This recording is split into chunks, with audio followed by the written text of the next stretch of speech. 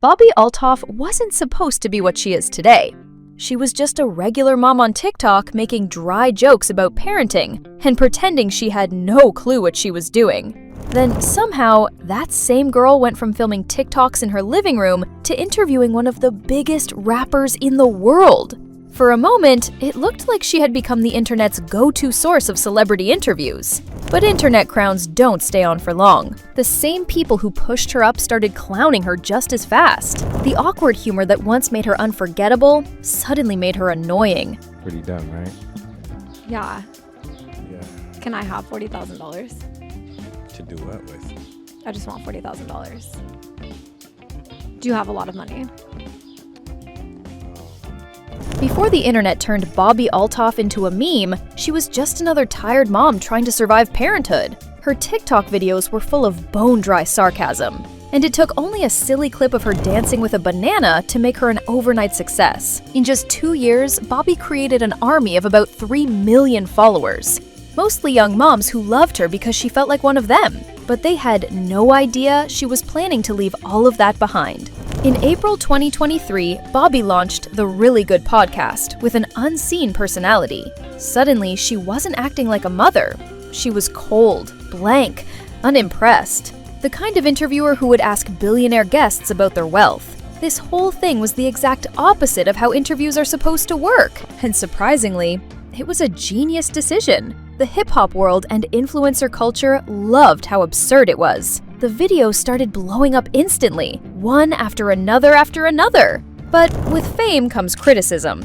How does someone go from making TikTok videos to interviewing A-list celebrities within a few weeks? The glow of her sudden success didn't last long, because almost as fast as she went viral, people started calling her an industry plant. Maybe it wasn't random after all. Turns out, she had signed with William Morris Endeavor, one of the most powerful talent agencies in the world, right when the podcast launched. And Studio 71, a major digital media network, was handling her ad deals and distribution.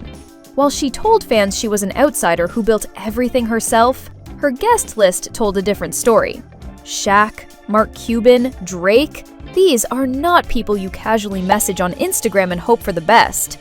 That's where the crack in her image began. Not because people hated her success, but because her story didn't match the reality. The character she played on screen was based off a non-Hollywood girl, but behind the scenes, she had some of the biggest Hollywood institutions pushing her to the front of the line. The gap between what she said and what people discovered made her look like a wannabe woman. The moment everything changed for Bobbi Althoff came on the 20th of July, 2023, with the Drake interview. The second this whole episode was released, it climbed up on the trending charts. The whole setup was ridiculous in the best way. The blankets, the pillows, Bobbi pretending she didn't know anything about Drake while the biggest rapper in the world just played along with her deadpan flirty talks. Within days, the video surged past 10 million views, and Bobbi became the new internet sensation. But the highs didn't last long. Right there in that interview, hidden behind the jokes, was the first sign that her fans were going to turn on her. The same moms who had followed her for binge-watching her mommy content started side-eyeing her after they found Bobbi had missed her daughter's first birthday to film the episode with Drake. And to make matters worse, the Drake interview was scrubbed from the internet less than a month after its release. The full video was removed from her YouTube channel. Clips were deleted from her social media accounts, and they both unfollowed each other on Instagram. Months later, in March 2024, the rumors went crazy again when Bobbi reportedly got kicked out of a Drake-hosted party at South by Southwest. Sources claimed she arrived uninvited and was ejected by security, fueling the perception that she had burned a bridge with the most powerful figure in the industry. And with Drake gone, she didn't just lose a podcast episode. She also lost the foundation of her celebrity status. The term culture vulture started flying around, and folks began accusing her of using black artists to make herself famous, while acting bored and superior around them. Then came the interview with Sukihana, where their misunderstanding went viral, and people took it as Bobbi mocking her celebrity guest. Offset made things even worse. Unlike Drake, he didn't play along.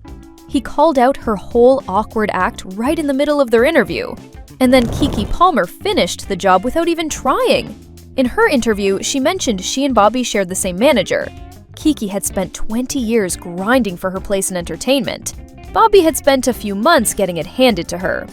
Nobody had to say it directly. The shade was already there, and just when her career needed stability, her personal life went up in flames.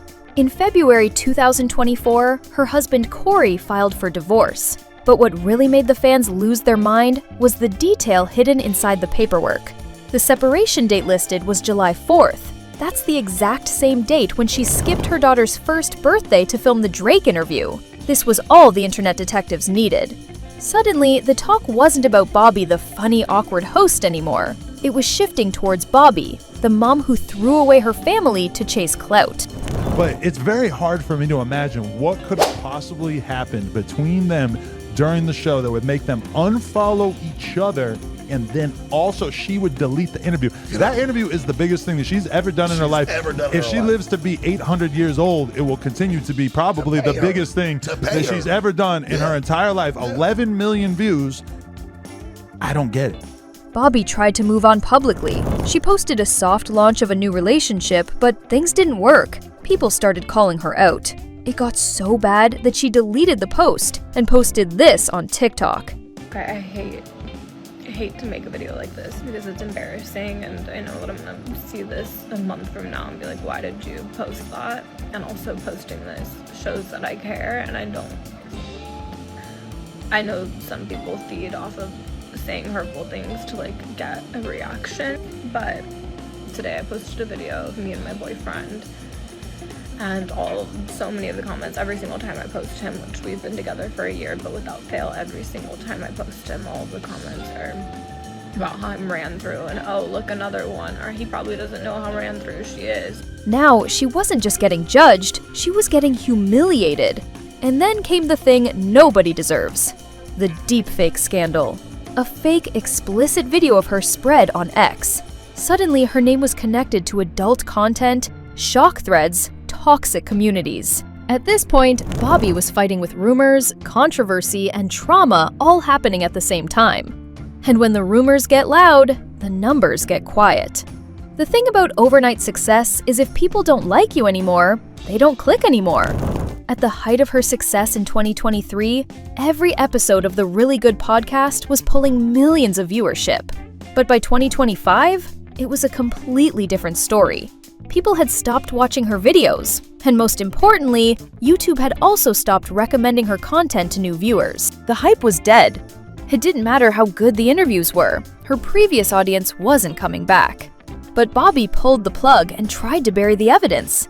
In July 2025, she released the final episode of the Really Good podcast. The whole episode was styled like a funeral. She wore all black, the set looked like somebody died. She even sang Hallelujah with her sister. But to a lot of viewers, it didn't feel artistic. It felt like a cash grab. There were ads stacked everywhere. People said the podcast didn't end with a bang, it ended with a sales pitch.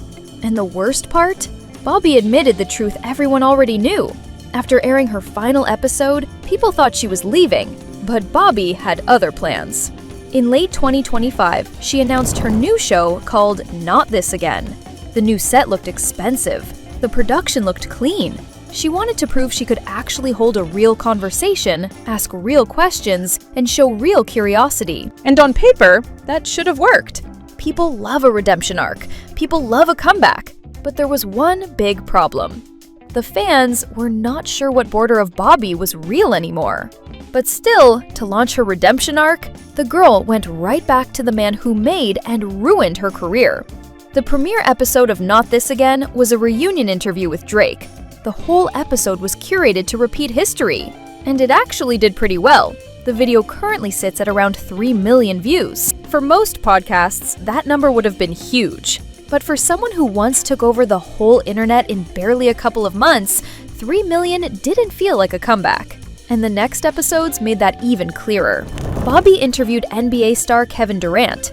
Instead of millions, the video got around 600,000 views. Then she interviewed Kevin Gates, and the number tanked even more. On a channel with over 1 million subscribers, that's a disaster. But remember, Bobbi didn't fall because people canceled her. She fell off because fame built on shock value fades fast. She hacked the system instead of letting the audience get attached to her. Her whole career was built around a character, not a genuine connection with her viewers. Once people got bored of the character, there was nothing left for them to hold on to. Now, she's not the it girl of the internet anymore. She's not the center of the pop culture conversation. She's not a meme machine. She's just a regular working podcast host. Still successful, still making money, still booking guests, just not the way she used to. The fireworks have stopped, the spotlight has moved on, and things are not looking for Bobbi Althoff. What do y'all think of her downfall? Leave your thoughts in the comments and subscribe for more videos.